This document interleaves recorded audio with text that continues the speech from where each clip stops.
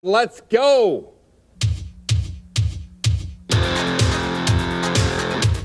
Nice. Oh, yeah. Beauty. Well, here I am, and we're going to do Don Cherry's podcast. And you like our new opening? I just love the new opening. That is from Don Cherry's Grapevine that I used to do in Hamilton and all over. It was just beautiful. I did it for, how many years did I do it, Tim? I did it for about 10 years, I think, didn't I? Hey, we have to talk about that. But anyhow, I was on a talk show last night, Saturday night, and John B. Wells, and he knew more about me than I knew about myself. I mean, you talk about research, and Rick Frayne got me on it, and it's coast to coast, and it was really something to hear his voice very, very low and everything, and he goes coast to coast. Anyhow, we're going to do Danny Gallivan. Now, I know there's some people out there who don't know Danny Gallivan. Him and Dick Irvin were the voice of Hockey Night in Canada, him and Bob Cole. And he did the Montreal Canadiens at their heyday. And I'm telling you, where they were good for about 20 years. I know, I should know, but Danny Gallivan was the announcer, and he was absolutely fantastic. He was a great voice, something like John B. Wells. And so we're going because of Doug Ford's, how will we put it, lockdown, we're just going to do, we're going to run that show. It was called Don Cherry's Grapevine, and I loved it. I loved doing it. I must talk about it, how it got started. Ralph Mellenby got started. I think you're really going to enjoy it. I listened to it again. I hadn't heard it in years, and starts off a little slow, but stick with it, boy. He tells some great stories. Danny Gallivan, one of the greatest announcers, broadcasters of hockey ever in the world.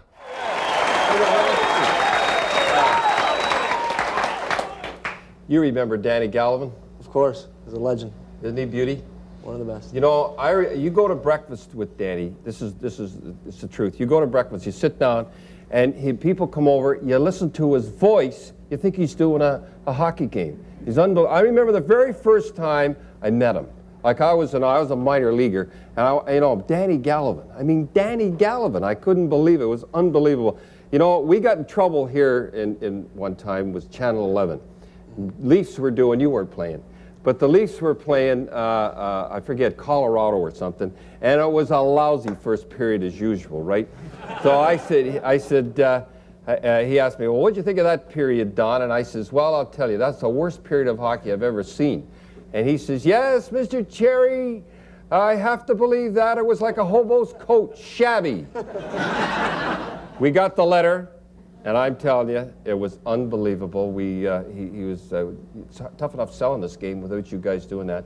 But I'll tell you something, I love him. This guy is, to me, is a Canadian gentleman.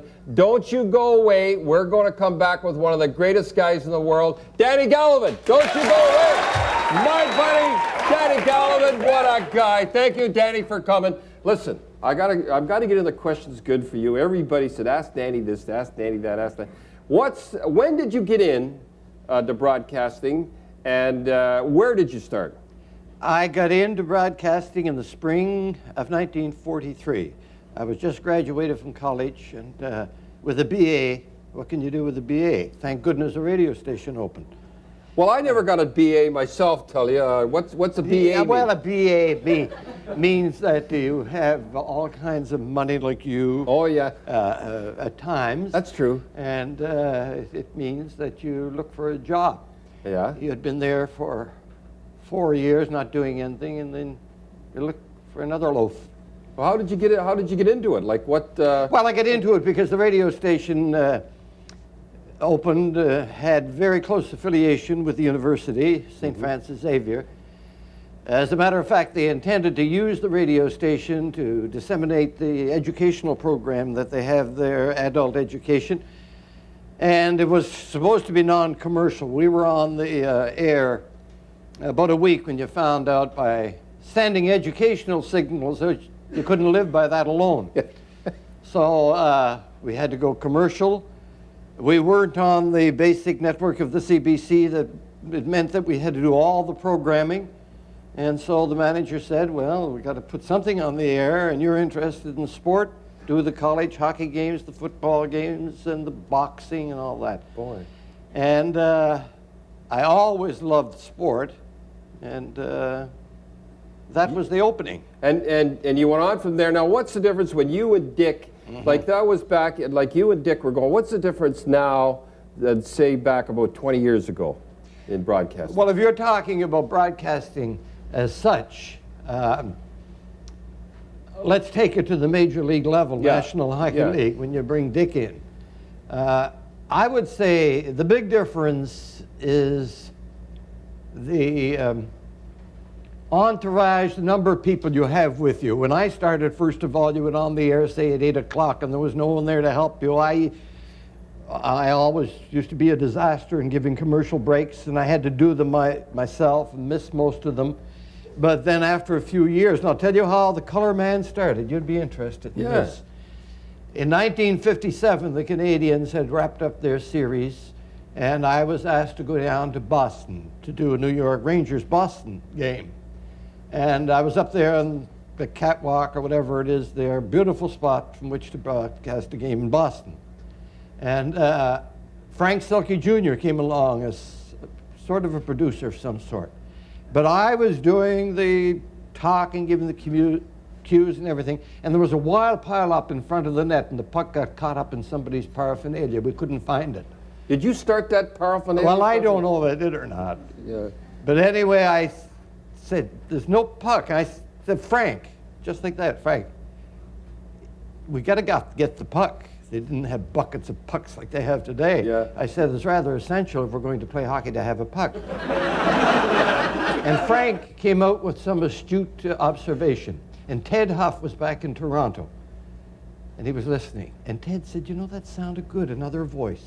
And from that day on came the Color Man, the analyst. That's why I'm sitting here today, on account of Frank Selke doing that, right? Well, you give him 10% of your earnings, which All right. would be, which would be considerable. And one other change, the facilities.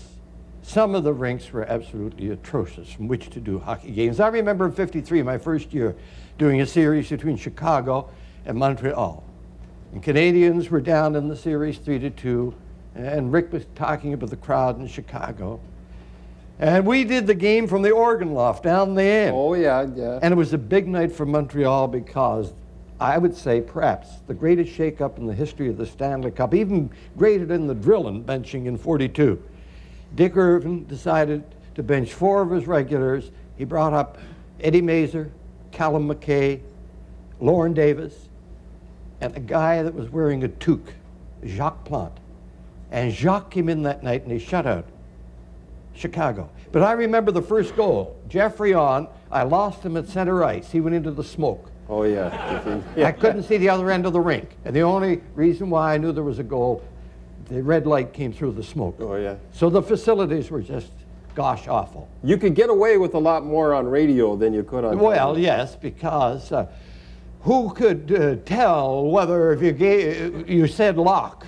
Really, Richard had it. They tell a famous story about Clem McCarthy, who was the top harness racing broadcaster in the States.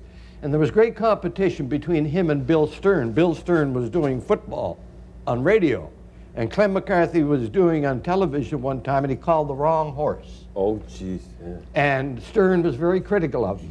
Yeah. And someone went to Clem McCarthy and he said, you know, your buddy Stern has been criticizing you for naming the wrong horse.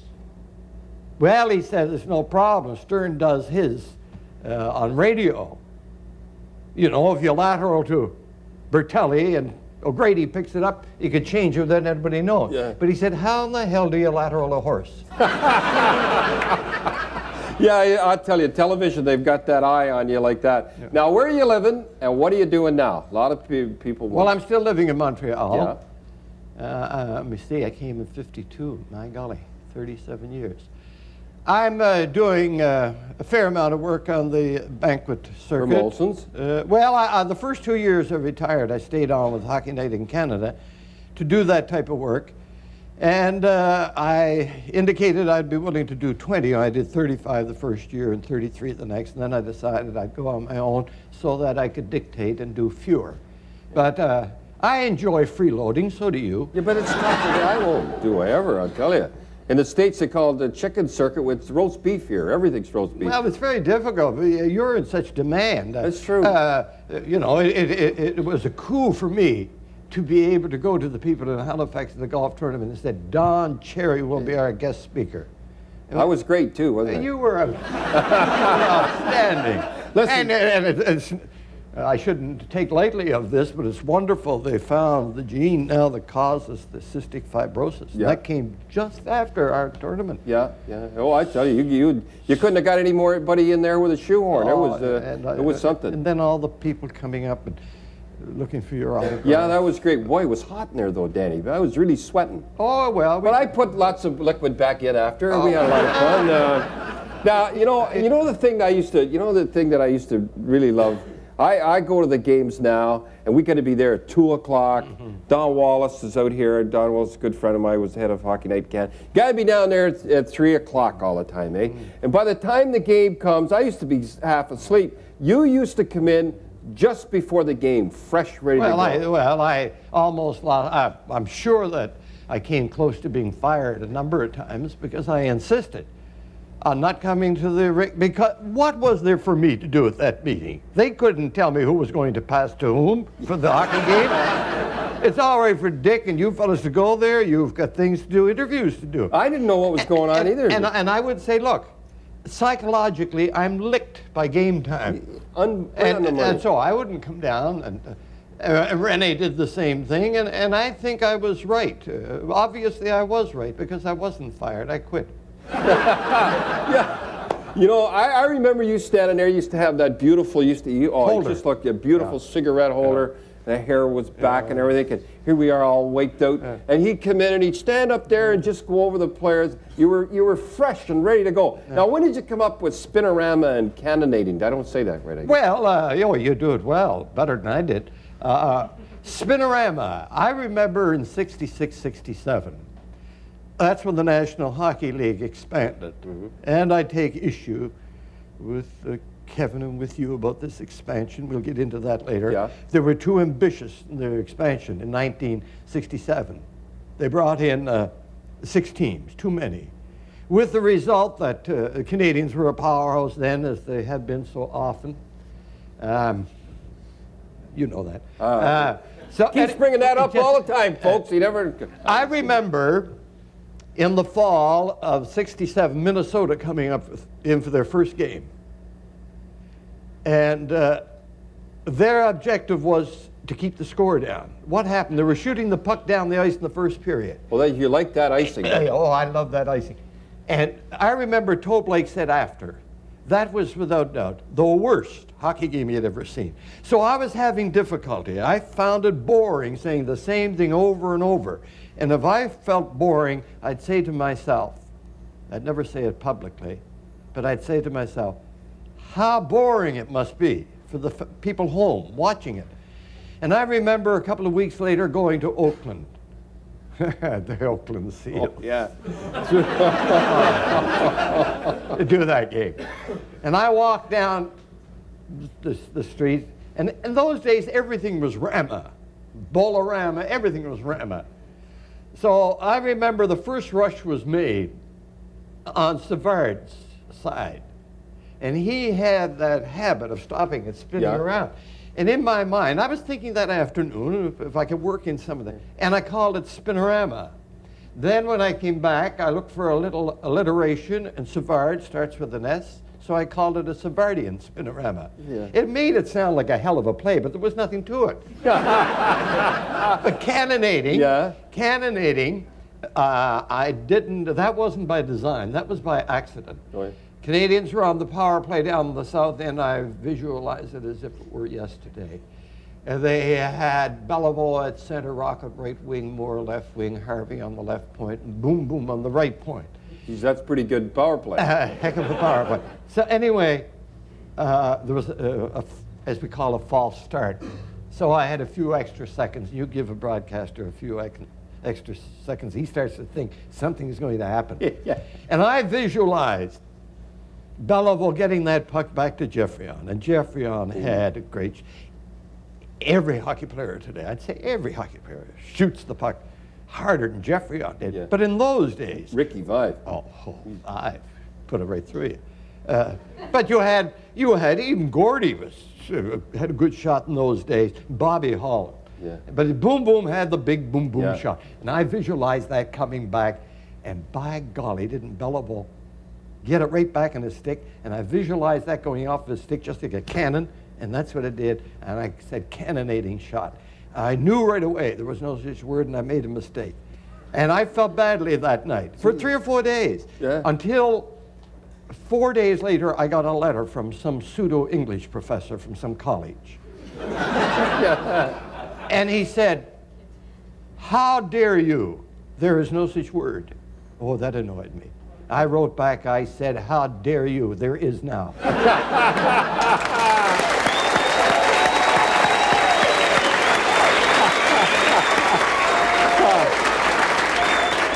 You should see some of the letters I get from the English departments, I'll tell you that. It's unbelievable. But let's face it. I said it in the introduction down in Dartmouth, and I said it tonight, earlier. You're the most controversial, most colorful, and you've got them where you want them. I wish when I was working for Hockey Night in Canada that I was as indispensable to Hockey Night in Canada. Oh, geez, what a guy. I like this.